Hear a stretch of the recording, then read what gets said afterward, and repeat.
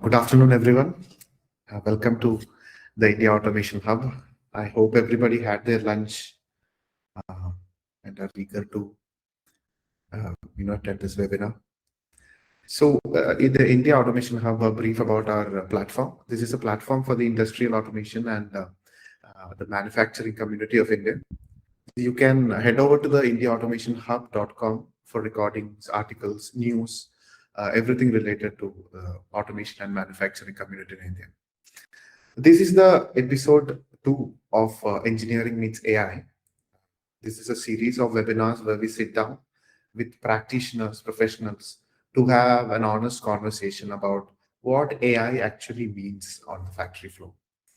My guest today spent over a decade in the telecom industry across India and internationally before moving into industrial AI.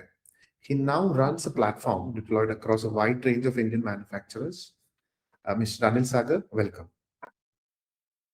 Thanks, Ritu, and good afternoon, everyone. My name is Anil Sagar. So, do you want me to give a little bit of introduction about myself? Yes, please go ahead. Yeah. So, currently, I am running a company called Renata AI, and we operate from Gurgaon. We have been supporting manufacturing sector for almost like 7 years now, and we have been uh, taking care of use cases around AI and use of IoT in order to increase productivity within manufacturing sector. So that's what we have been doing for the last 7 years. I'm one of the founders. Before starting this company, I was in telecoms for around 20 years, working for companies like Nokia, Ericsson, Bharti, and so on. And before that, electrical engineer from IIT Delhi, 97 pass out, and MBA from IIM Calcutta, 99 pass out. So that's a bit about me and the company. And now we can start the discussion. Ritu, over to you. Yeah. Yes, definitely. So you, in your current capability, you work across many different factories, different industries, right? Different sizes, at different stages even. So what is a general, wider view that you can give our audience? Someone like you are seeing a whole lot of things that maybe a single plant owner or a manufacturing plant owner who's running a plant does not usually see. So what can you say on that? So I would say I would try to look at this question from two perspectives. One from the perspective of the customer segment, uh, which basically spans across, let's say, automobile ancillary, pharma, construction, mining, consumer durable, plastics, and so on and so forth. So that's one view of looking at how industry is spread across. Uh, the second one is looking at the size of the plant or the factory, for example. So, being based in Gurgaon, we have been quite close to Delhi NCR industries, although we have customers across India. But if you look at Delhi NCR, then there is a lot of automobile industry out here. And automobile industry is one of the biggest industries in India, one of the more prominent industries in India. So I would say pharma is another, metals is another. So these are some of the key industries in India.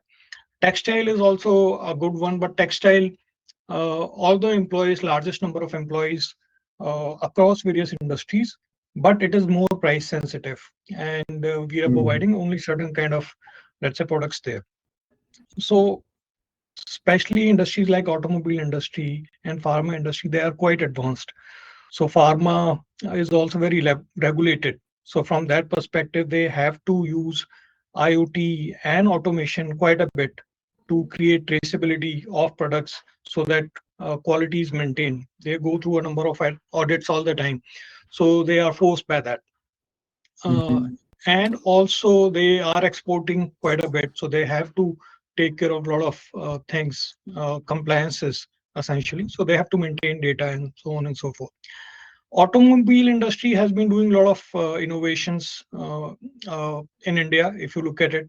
So they have been using IoT, automation, and now they have started to use AI also in a very significant way So as we move along, we would discuss what kind of use cases are being used. Uh, so big companies like, I would say, Mahindras and Tatas, Maruti and so on. So they have been front runner uh, in using technology of various kinds. And they are the ones, then they ask their suppliers to follow that as well. So there has been a fair uptake of technology across IoT and AI in the recent, let's say, 7, 8 years. And these, I would say, uh, top-down percolation has really worked well. It's at the lower level where I feel and I see struggle there at the SME level and so on. So people look for low cost solutions, and also they try to look at what kind of productivity is increasing because of those solutions. So questions on ROI are there.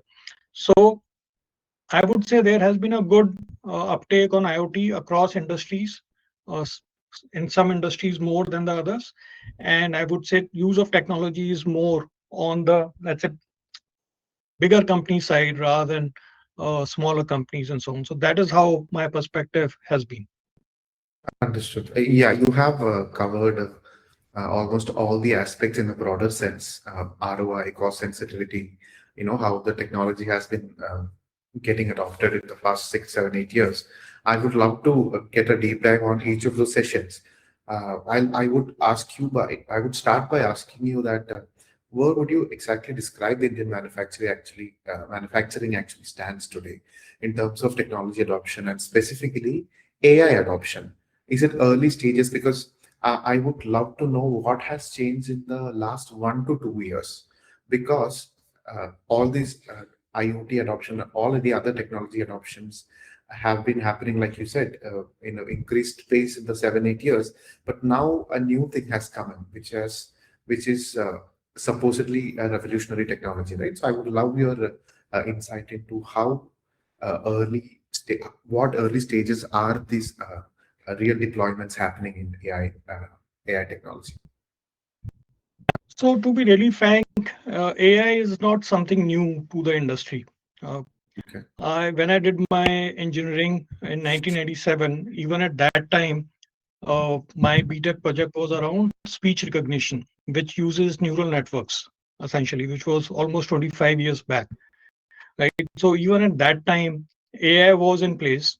But now the kind of improvement which has happened in the technology, how fast it has become, and also availability of good bandwidth and compute has really enabled much faster use cases, better algorithms, and so on and so forth. So it is improvement over the same technology which has happened.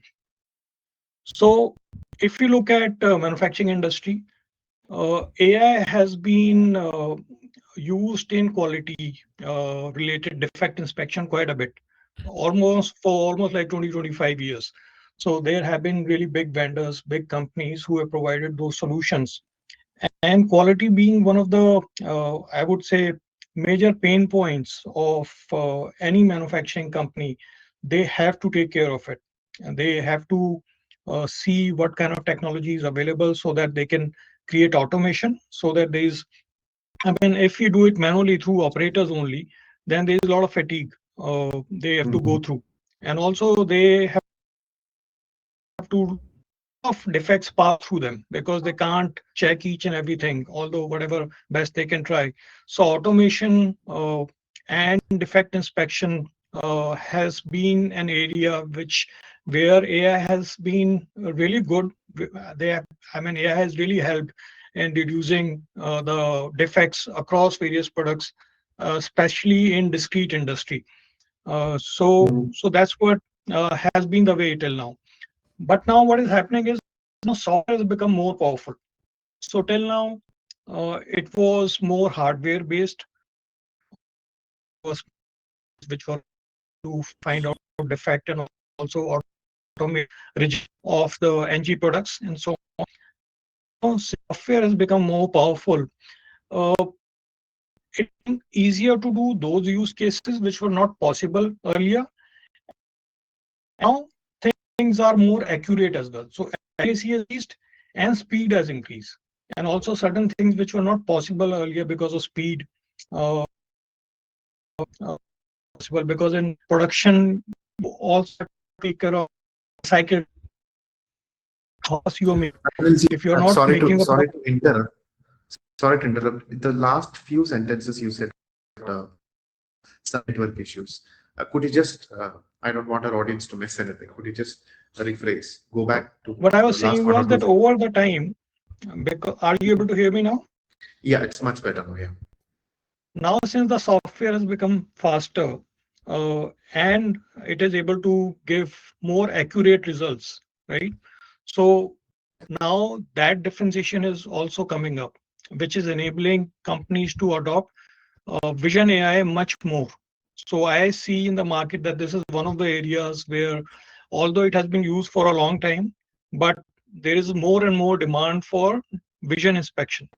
So camera-based inspection is something which is really prevalent in the industry.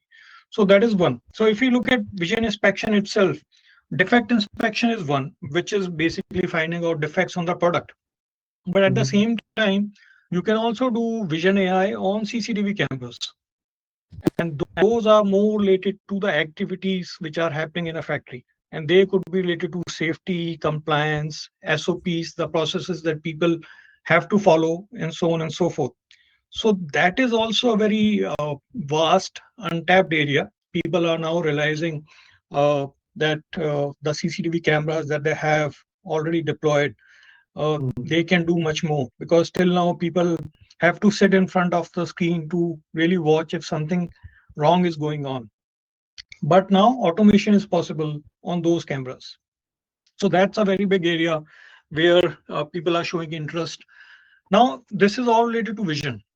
There Mhm. are so many other areas where, let's say, we are able to use LLMs now. So, tools like, not exactly ChatGPT or Claude, but tools which are very similar to those, which take care of the data confidentiality. Because when we talk about AI, we see that all these tools are available on internet. So it is Mhm. okay to use that as a consumer, as a single person, for example. But for a company to use such tools, they have to really think about that the information that they are sharing on these tools, is it something which is proprietary? Is it something which they don't want to lose? They want to keep it confidential, and so on and so forth.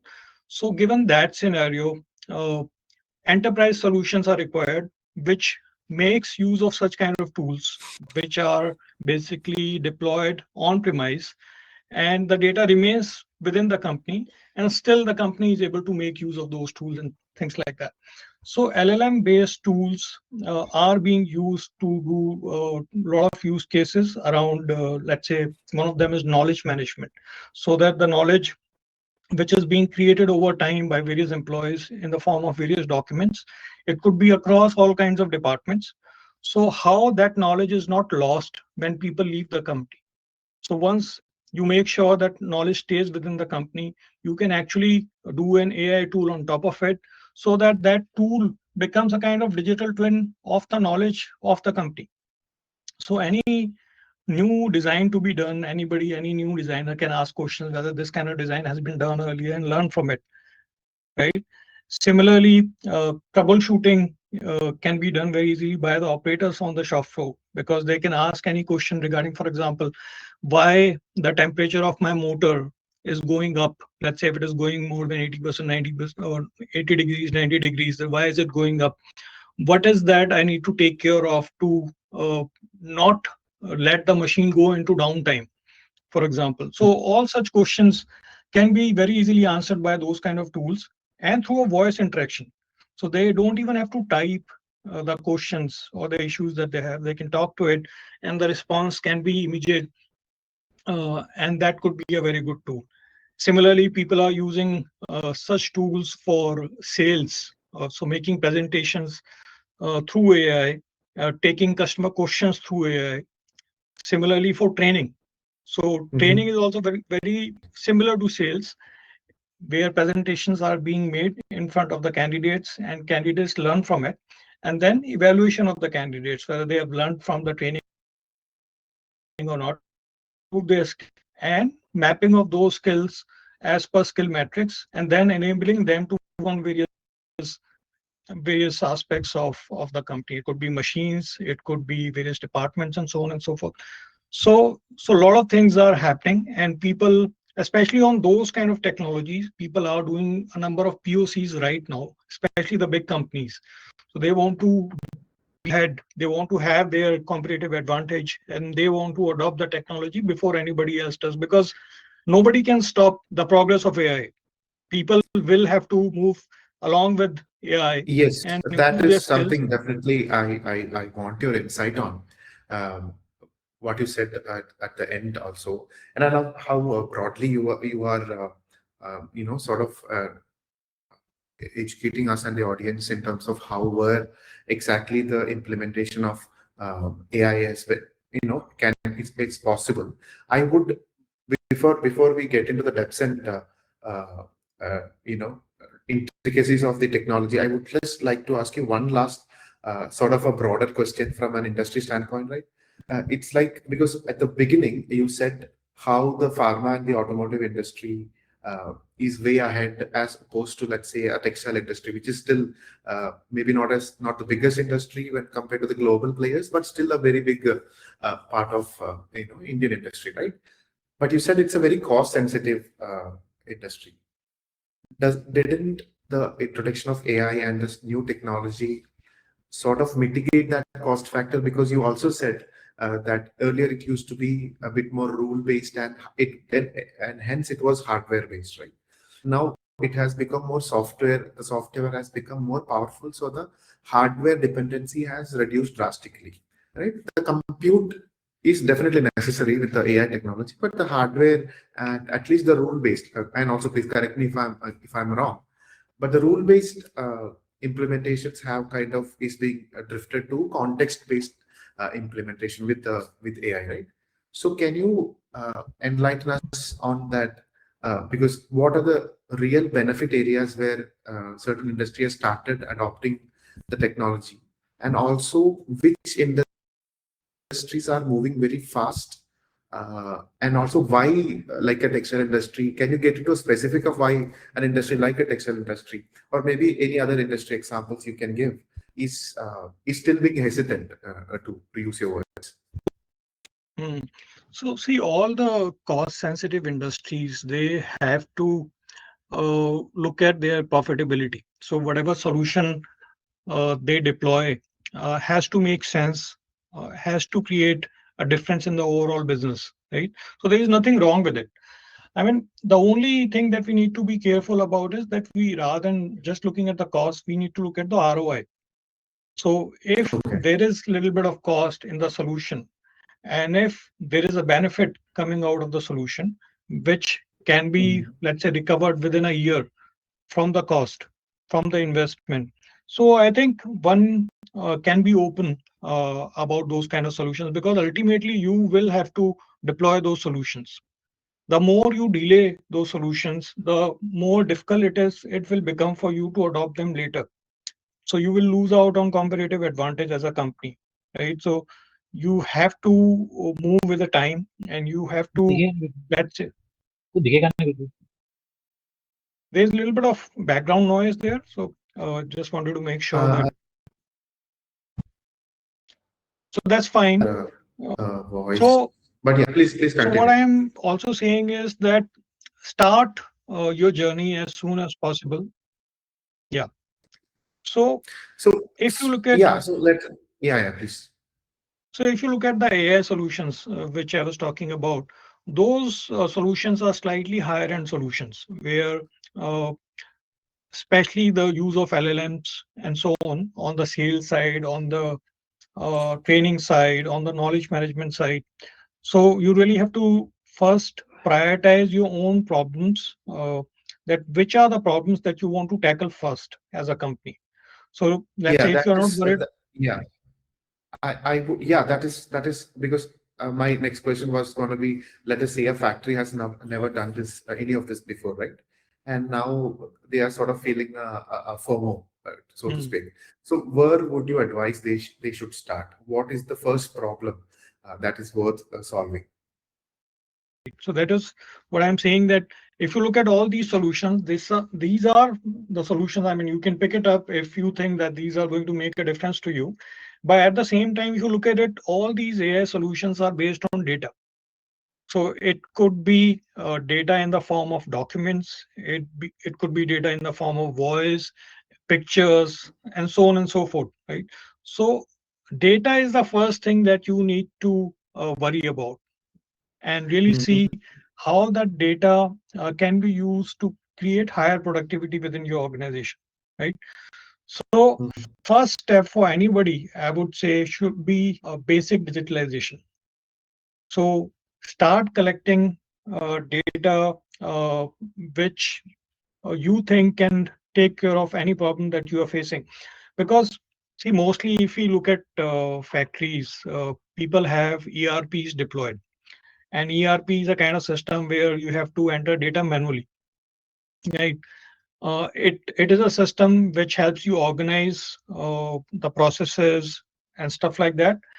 But data, if it is wrong, if it is incorrectly fed into the system, then it is garbage in, garbage out, essentially. Mhm. So Mhm. first of all, you if you want to uh, create higher productivity, you need to be aware about the real situation on the ground. And real situation on the ground can come from automation only. So either you automatically get data from machines, or automatically get data around people and things like that. So that will only happen either through IoT or through AI. For example, CCTV camera gives you real-time view of what's happening on the shop floor. Similarly, integration of data with the machines give you the same thing. So each and every component will give you a different aspect of the factory, and you can increase the productivity there. But you have to start thinking from that perspective, that you have to get real data which is not tampered. uh, and Mhm. and then from that you will get insights. You can do optimization based on insights, but you can also create automation based on data. So for example, through defect inspection, if you know that this product is not a good product, then you can immediately discard it through automation. So you don't even need to optimize anything. You are just making a decision on the basis of the data which is coming, right? Yeah. So I So, think, yeah. so that's what I'm saying, that work through the data, start with the data, and keep a lens of your biggest problems to begin with. Let's say if you are able to list down 5 problems that you have, so list them down first, that these are the ones which are going to create higher impact for me, and then choose which are the easier ones for you to start with. Because you also want to create a culture of success and a culture of acceptance. If there's an acceptance of the solution that you're deploying, which can only work while you are interacting with the people on the shop floor. There is an alignment between the top management and the people on the shop floor. Then that culture is created. Then the acceptance of solution comes in, and that's how you can gain a momentum. Because otherwise, if you are not going to align the culture, the friction, the static friction, the friction of starting anything will be so high that that solution is not going to succeed, and then Correct. you will have a disillusionment. So you have to take Mhm. care of that. Start with simpler solutions which are having more acceptance with the manpower. And then as the culture changes, then you can deploy more and more solutions and take help for technology more. Correct. In your Anuj, in your experience, can you give an interesting, like a one specific example that you don't have to name names, so to speak, but any one industry or any particular thing that you have done that they had a problem, and you you guys solved that for them, and like what industry was that? So what was happening before? What changed after the implementation? Could you give us some insight into that? Yeah. So for example, uh, at the end of the production line, before the dispatch, all companies have a kind of inspection desk where the products are inspected for defects, for final This is defects. generally any industry you're talking, or anything in Most of the particular. discrete, most of the discrete industries, for example, not the process ones. If Hmm. anybody has any question on process industry, I'm happy to answer that. Uh, but I am just taking one industry so that we get a perspective and we start discussing it. Otherwise, it will be too much for anybody to grasp. So, Understood. in a discrete industry, let's say you are making, let's say, a AC for a car, right? So there might be certain defects which you completely basically just want to prevent that no defect should go to the end customer. Let's say it is going to Maruti, let's say. So before dispatching, you will inspect all the defects, right? So that is called PDA, pre-dispatch inspection. So, Mhm. and that is one of the key points where people prevent quality issues. So in one of the companies, what we have done is there was inspection which was happening. There were 6 people who were inspecting different items on that product, and it was across 3 shifts. So 18 people are involved in it. And at the same time, there's always a kind of doubt whether any defect can actually pass through, because ultimately we are humans. So given our Yeah. fatigue and given Subject to the way human we, error. Yeah. so we deployed a solution there using industrial cameras and a robotic arm, which basically uh, was having ROI within a year, and after that, it is creating a much better profit for the company.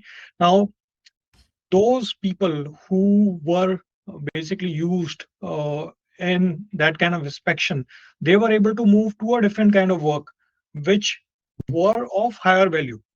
So, although there was a replacement of people in order to create better profitability and better quality, but at the same time, those people also were able to, let's say, work on a higher skill kind of job, and which made them, I would say, more happy in the sense that they are able to make better difference rather than just doing a simple check on a repetitive basis, right? So Correct. that is one of the things which I am happy to share, that these kind of things are happening. There is an impact of AI in one way or the other, but it's very similar to any technology introduction which happens. So technology will always come. You can't stop the technology, but you need to see that how you can move with the technology so that Yeah, if at the it's same time. making, yeah, so no, what you said, like if it's making, if the technology is making these people do uh, uh, their maximum in their existing capacities, then it's definitely a welcome thing. I would like to segue that into something you were explaining earlier. That is, so there is a lot of we have seen this in IT also, the coming of AI, people losing jobs. So is that actually the, is that a black and white situation? Because what you said doesn't it doesn't seem to me that it's a black and white situation, right? Because some people are getting to do their job in a much more efficient way, even if it's an operational thing, even if it's a management thing, even if it's data from the, you know, like you said, a line where people have to manually look at that. So essentially, it is enabling people in a different way, right? So what's your take on that? It is just replace, is it just replacing people, or more like enabling people? So first of all, we have to see. I mean, one thing is very clear, as I have been saying, that you can't fight the technology. Technology is there, and the way we work as humans, we will always try to create more productivity, better automation, more advanced way of working and things like that. So there is no way we are going to stop from that. So now the point is that in the recent past, things have been changing very fast, right? So if you look at, let's say, advent of telecom and then IT and so on and so forth. So they took some time uh, to really come into the lives of each and every person. But now AI, if you look at it, especially LLMs and stuff like that, in the last 2 to 3 years, they have, I mean, come in a big way. They did not take Mm. 10 years, 15 years. They just came in 2 to 3 years. So Correct. we would need to be more flexible and more open for acceptance, right? So, and it can happen at all levels within the factory. It could be at the level of higher management, middle management, even people working on the shop floor. So You might see that some jobs are taken by automation, some AI tool, and things like that. And that is bound to happen. I mean, you can't resist it. The only thing that you can do is improve your skill, Mm. work with those technologies and move ahead, and so on and so forth. And there are always going to be jobs in that area. Uh, so I would say that one has to be flexible and move with the time and create productivity for themselves and for the organization that they are working for. Okay. I would like to get a bit more, get into a bit more in-depth categories because we spoke about vision AI. We spoke about safety using specifically AI, right? And I like also to talk about traceability across industries.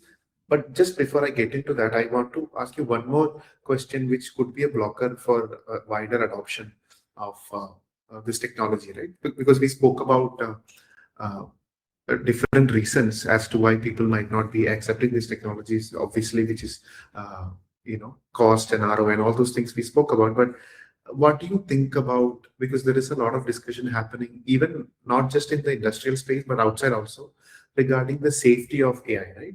Now when it comes to an industrial implementation, safety is much more important there, right? So how do you see that? Are these machine learning hardware and software, all those things, implemented locally? Is it a cloud based? Is it edge AI? So what is that? And also, how do you see people being skeptic about this, right?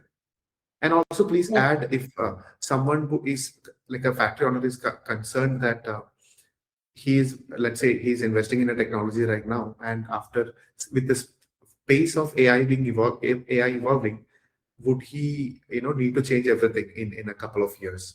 So please I think you talk are to us about that. referring more towards confidentiality of data, right? Yeah, privacy, safety, because external attacks in a factory, all these things are, uh, you know, Security. So it's not, so yeah. safety is slightly different. This is security Mhm. of data Correct, security, correct, right? correct. Yeah.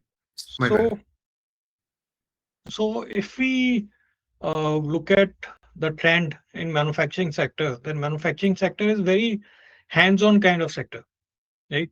So people really work with their hands on the shop floor, very traditional kind of industry, different from IT industry, for example. So a lot of IT guys, they are not able to work in a traditional manufacturing company very well.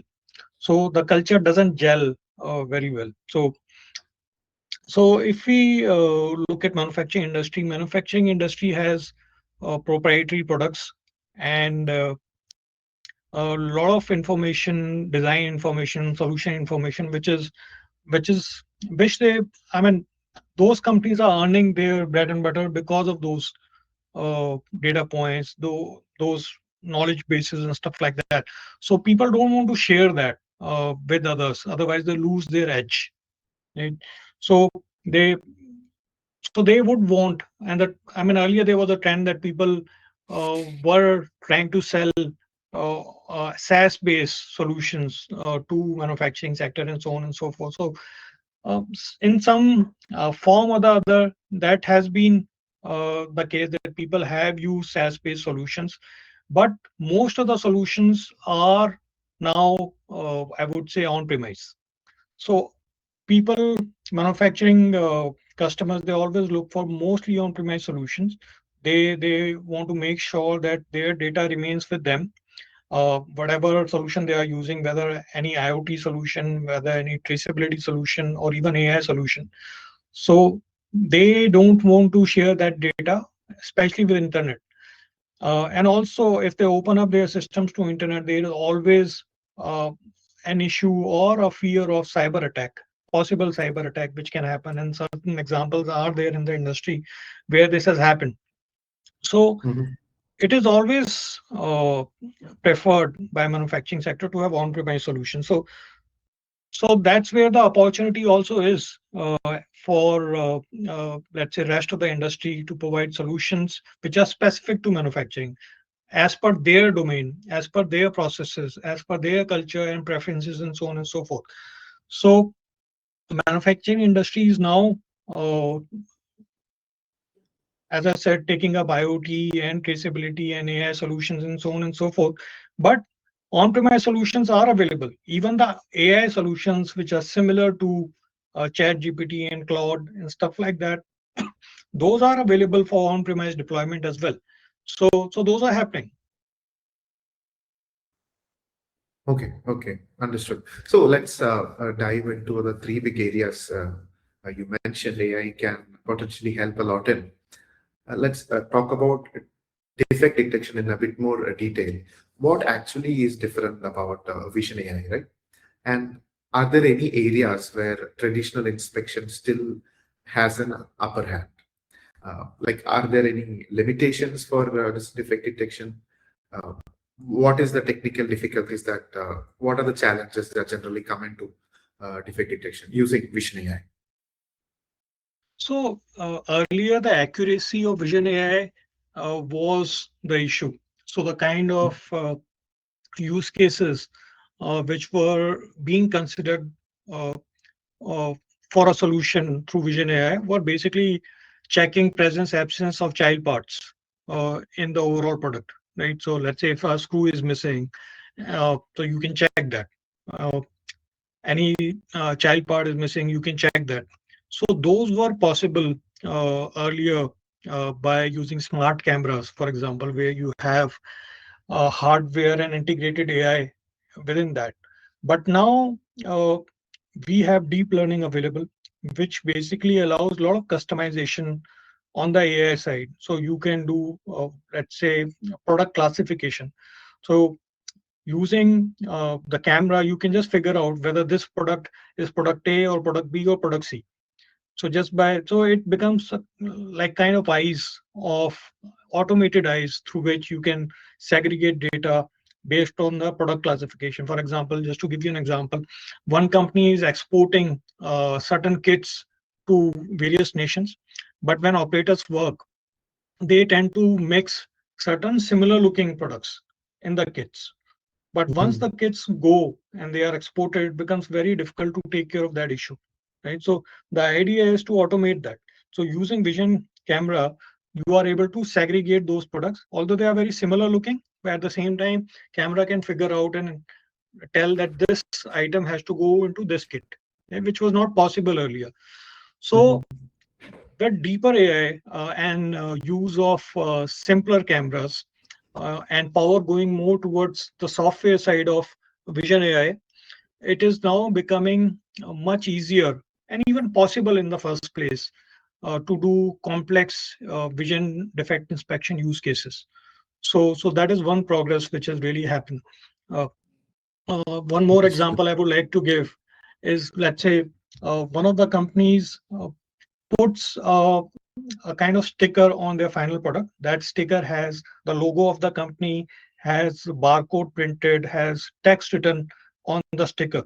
So the end customer wants that, although there has to be validation done on the text written and the barcode and so on and so forth, but they want to ensure the quality of the print, not just the legibility. So they just don't want that it should be readable, but at the same time, it should be of the same quality each and every time on the logo side, on the print side, and so on and so forth. And there are, let's say, 17, 18 different kind of stickers.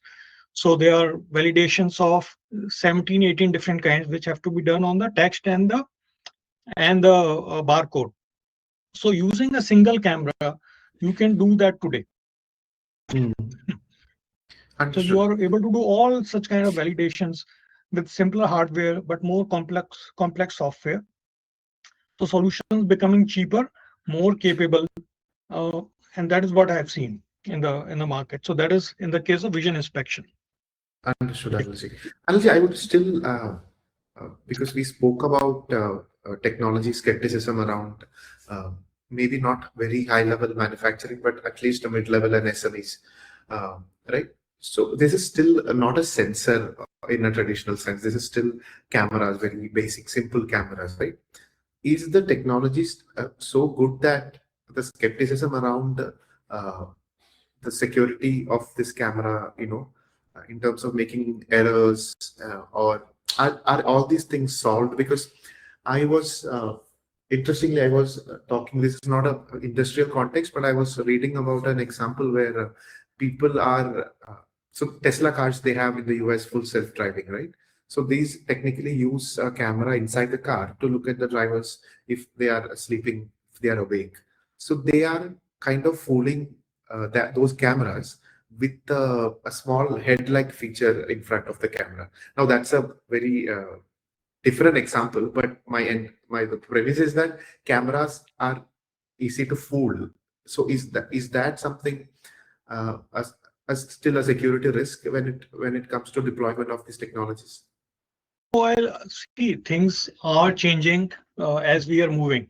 Just to give you an example specific to India, most of the CCTV camera manufacturers, uh, like Hikvision, Dahua, and so on and so forth, they were Chinese, basically Chinese origin.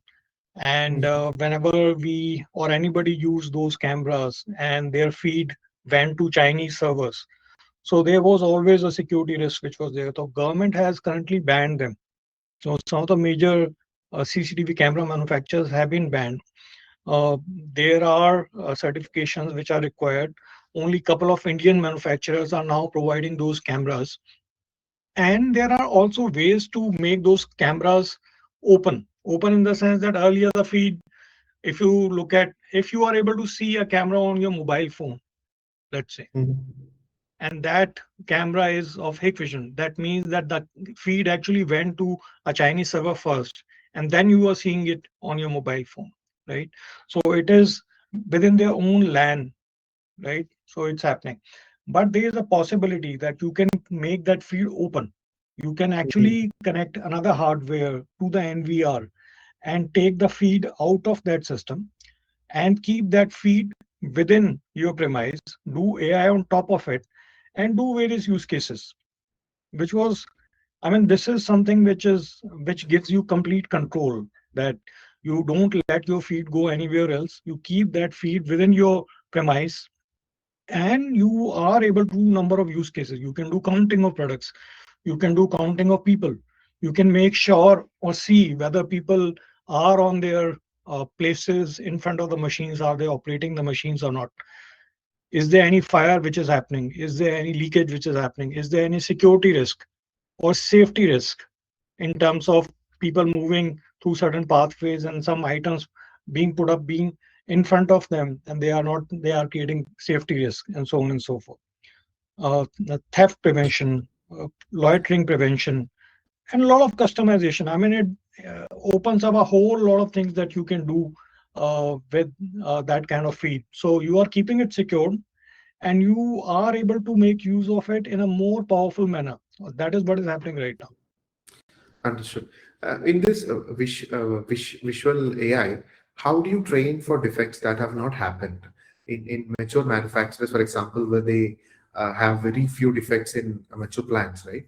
So there is no to little historical data on defect to train on, but it's going to happen like a future anomaly. So how do you train the models on that the errors that not have not happened?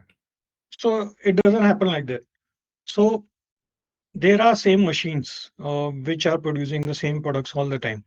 So those kind of defects keep coming every now and then. Okay. So very few new issues will come, and if there is new issue, then you can take care of it. That's not an issue. The main uh, capability that you need is to be able to find out the recurring defects, because if they are recurring again and again, you want to prevent them, right? You want to make sure that at least those are not passing through. And I mean, training the system on those defects is not a big issue right now. We have done various different kind of defects on various different kind of products. So it is much easier than uh, anybody would think. Okay, okay. I would like to go to we are almost at the last 15 minutes of our webinar. So I'd like to quickly jump to the other two areas we promised would speak about. So one is traceability. So traceability is another key point because becoming a broad level issue because of recalls, compliance, and customer expectations, right? And this is not a This is not very complex because is this not very complex because multiple vendors are involved in the supply chain traceability, and knowing end to end means they all need to follow the same system? Because what happens if my vendor, like a tier 3 or tier 4 vendor, is not as mature with his systems as the principal person is, or the plant is? Sure. So see, prime objective of the traceability solution is to improve the quality. So in case of any product recall, for example, you should be able to search why that recall happened and how to prevent that issue in the future, for example. So you should be able to trace back each and every defect, each and every issue, so that you are in better control, you can do better quality. So that is the objective of traceability. Now, this will always be initiated by the end customer, the OEM, basically OEM of the product. So if there are tier 1 suppliers, tier 2 suppliers, and so on and so forth, so you have to move in a stepwise manner. So you move with the first step. You look at, let's say, if you look at just the manufacturing line of tier 1 supplier, let's say. So first of all, you have to see that what kind of operations are happening across various machines on a single product. So how it is moving from operation 1 to operation 2 to operation 3 and so on. So for example, operation 3 should not happen if operation 2 hasn't happened on a particular product. How to handle rework and stuff like that, defects and so on and so forth. So you can complete your manufacturing line. Let's say we worked with a customer recently where we integrated almost like 30 machines which were doing various different operations. So we were able to create a complete LAN across all those machines. We had to put up scanners on each and every machine. We had to deploy the PLCs and panels and relays to create machine interlocking so that the operation doesn't happen if the last operation did not happen, right? So machine interlocking allows that so that it becomes a part of process. Nobody can bypass the process, right? So process, taking care of the process is the first thing. Then the second thing is product data. So let's say product is being machined in certain manner and you have to take dimensions of the product, store that information with a barcode or QR code of the product at each and every line. So whatever process is happening on different machines, the data related to that has to be stored against the barcode or the QR code of the product so that you have complete traceability of that product with timestamps, and people can search for that product as per days, hours, batches, and so on and so forth. So that requires integration across various machines. PLCs could be of different types, processes and data points could be of different types, and so on and so forth. But that is the complexity that you have to take care of or take care of about. And then ultimately it creates higher brand value for you as a supplier because you are able Correct. to provide much more uh, peace of mind to the end customer. That customer says that yes, this guy is keeping all the data, everything is available, so I know what happened to a particular product at what time. So similarly, Mhm. when you do integration of data from tier 2, so whatever data is, whatever, let's say, raw material is coming to tier 1, so you can start doing traceability at that point. You can start linking uh, tier 2 suppliers invoices to your own, let's say, inward movement, do quality checks there, make returns if required, or allow for warehousing, and then allocation of products or raw material from warehouse to the production line, and so on and so forth. So you can then cover that as well and link up everything with a ERP system if you need to, right? And then Mhm. you can go Mhm. step by step. So this is how traceability happens. It's a complex process, but really I would say almost like must now for most of the products that we are dealing with. Understood. So essentially, since visual AI on a production line is sort of always on, it never stops watching, right? So we can actually capture the data, and it's a continuous stream of what the camera is seeing, and it's essentially like you can go back after 6 months and say, show me what happened to this part in that time, right? That's essentially what you're saying, to in a Yeah, yeah. So simplified way. yeah, so Understood. videos and cameras, they will always help out in capturing data around the product, and you can save pictures, link up those with the QR codes of the products, and so on and so forth. But then, other than pictures, there is a lot of data anyway. I mean, you can Mhm. have, as I said, dimensional data. You can have data about a washing machine. You can have data about a machining process, and so on and so forth. So, a lot of information can be stored along with the pictures. Understood.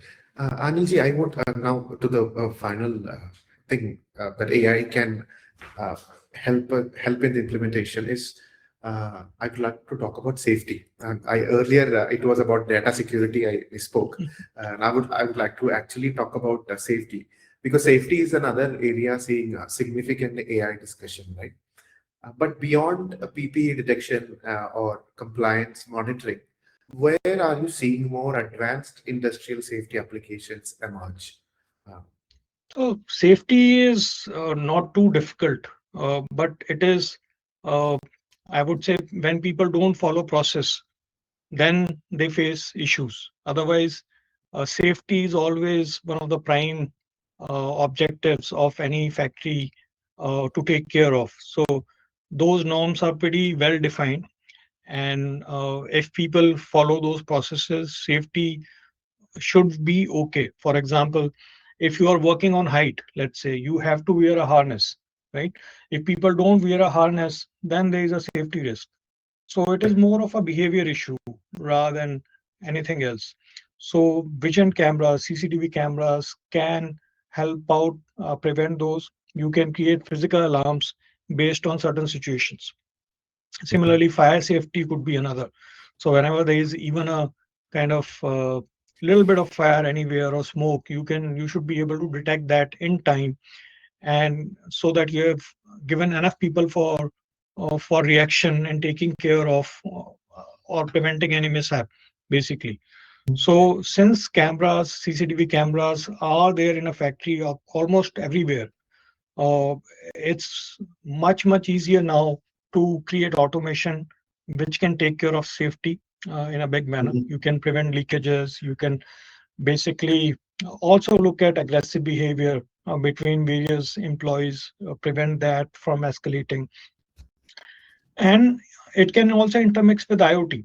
So you can get a lot of sensor data and prevent issues. You can have vibration sensors which can prevent, let's say, breaking of motors and stuff like that. Mm. Or even EOT cranes. You can monitor lubricants. You can monitor their levels. You can uh, use proximity sensors and so on and so forth. So a lot of technology is available which can help out in making sure that everything is secured, the processes are followed, and the operations happen in a secured manner, safe manner. Understood, understood. So it's essentially like uh, i- in terms of unsafe behavior detection, or if there is a restricted zone, that sort of monitoring and all those things would be, made possible. Basically, you have all the processes, safety processes already defined. You just need to make sure that you are able to create automation around it using either IoT or AI.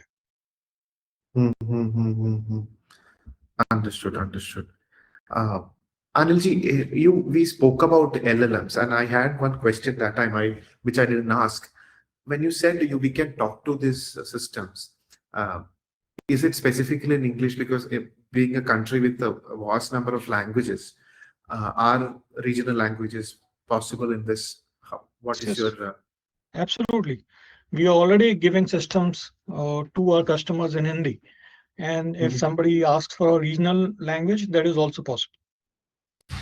Okay, yeah, that's interesting because we always think of AI systems, being just English or maybe one languages, right? Because it's very nuanced. Or other languages are. That's interesting.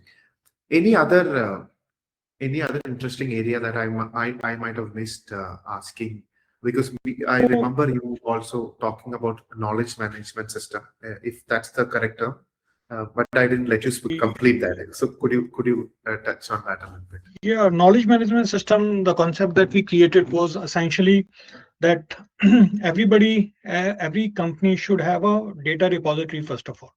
So Mhm. whatever important documents which are there in our laptops, they should not just stay in the laptop, they should be there in a centralized repository which is owned by the company itself.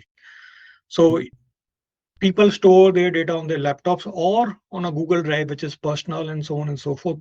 So if you are able to create a centralized document management system first, so that is the first step that one should do, which should also enable version control, because people keep making changes and you should always have the latest document available to you and see the history and audit and so on and so forth. Now, once you have all this data in the system, then you can use that knowledge and make your work much more easy. You can, let's say, if you, as a marketing person, I want to, let's say, understand how the behavior was of my sales in the last 2 quarters and what were the reasons why the sales actually dipped. So if we have documents around it, which were there, which are there in the repository in the form of Excel or PDFs or whatever it is, they will become a part of this knowledge base, and you will get an answer. The LLM will get an answer from these documents, and you would be able to see the reason for that. And if there is no document available within the company related to that topic which a person is asking, then it will behave like a normal LLM system, but it would not talk to any, let's say, any API on internet. If the Okay. company is okay for that to happen, then that is also available. But if the company wants that everything should remain on premise, that will remain on premise. So similarly, for contract management, for financial data, for let's say engineering data, quality data, everything will be available in that repository, and uh, you can consider that as a digital twin of the knowledge which stays within the company. And then you can ask that digital twin that if this happens or that happens, how can it be resolved, for example, or any other kind of query.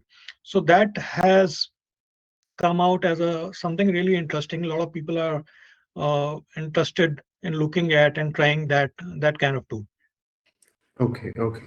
Anilji, I would like to get into the questions of our audience, and we have less than 3 minutes. But I quickly, if with in a minute or so, do you have any visuals or videos that you would like to quickly go through? Yeah, I To can show a couple of videos of the kind of work that we are doing. So I'll show you uh, some example of CCTV camera and some examples of production systems and defect inspection. So let me just show.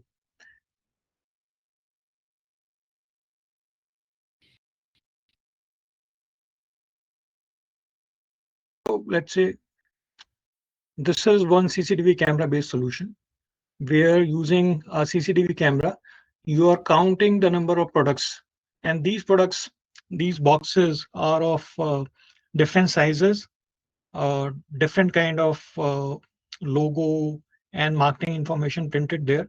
So the system is able to identify which product it is. It is weighed, and when it is ready for packaging after that point, that's when the counting happens. So this is a point where the cross happens, and whenever the cross happens, the product is counted.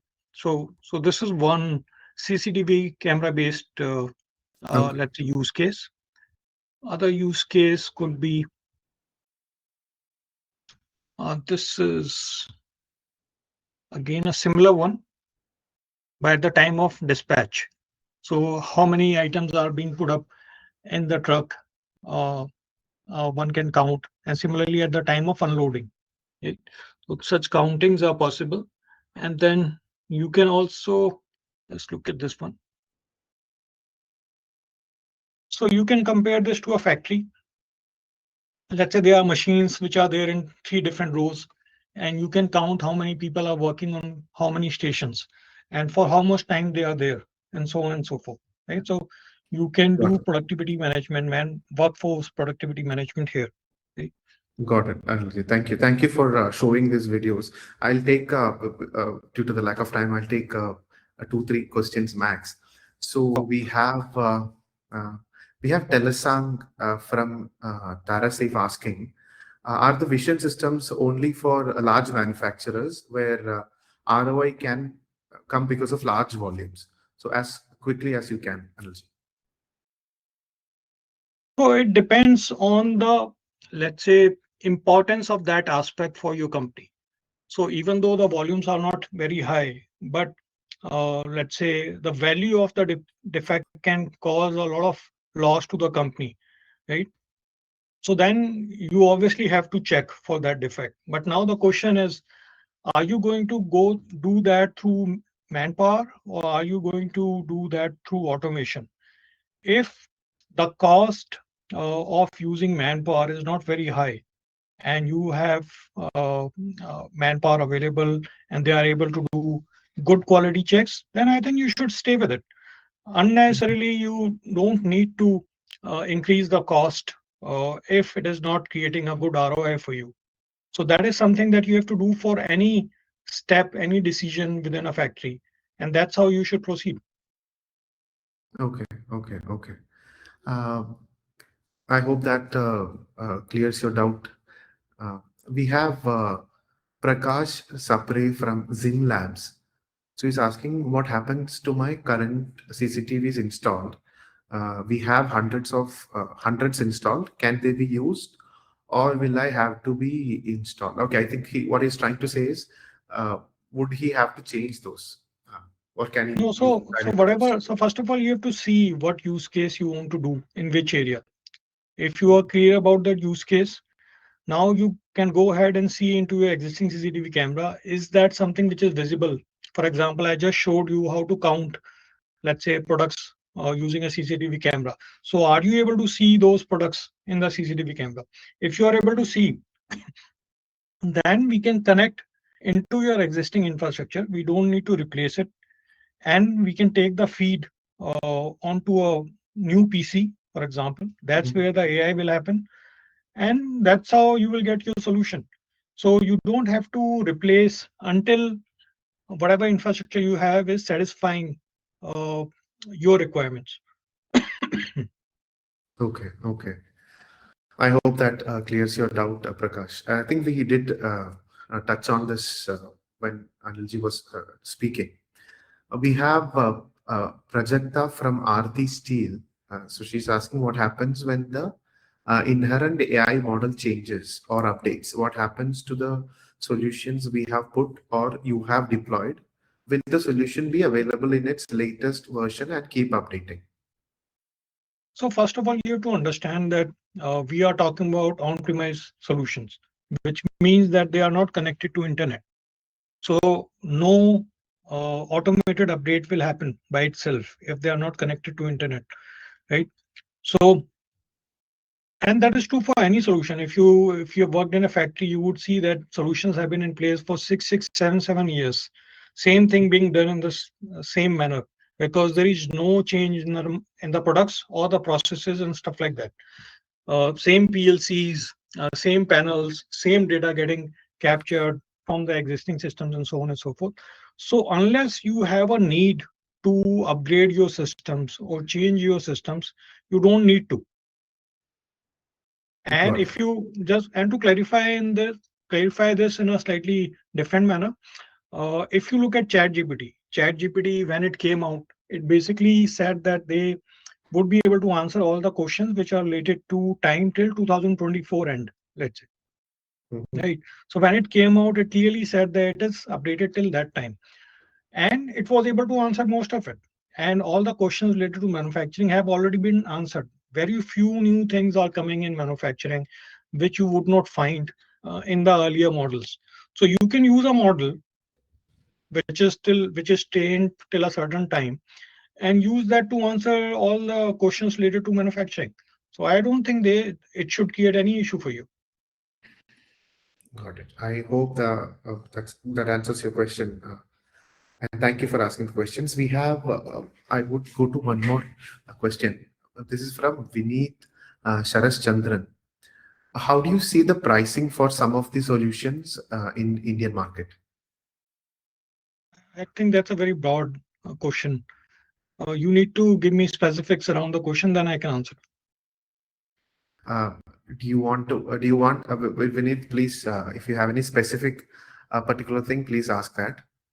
Um, I think that wraps up because we are over 4 minutes from our time. So I think we can wrap this up. This was a fantastic session. Anilji, thank you. This has been a very useful conversation. I think the Indian industry needs a lot more of these conversations to happen. And thank you for being on Engineering Meets AI.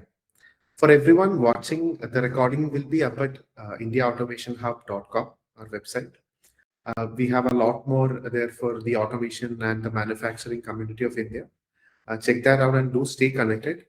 Our next episode is on the way. We will announce the next speaker and the topic on India Automation Hub soon. Our website and our social media handles will have those details. And thank you for being here. See you on the next one. Thank you, Anil. Thanks, Ritu. Thanks, everyone. Thank you. Thanks. Bye.